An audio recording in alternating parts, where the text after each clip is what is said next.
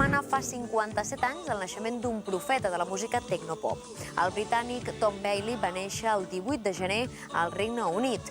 Poc se sap en l'actualitat del que el 1977 va ser el creador del grup Thompson Twins, grup que ha sigut considerat per molts crítics internacionals com el grup que millor música tecno va compondre al llarg de la seva carrera i en concret als anys 80. De fet, Thompson Twins han aconseguit unes vendes estimades a 50 milions de còpies arreu del món.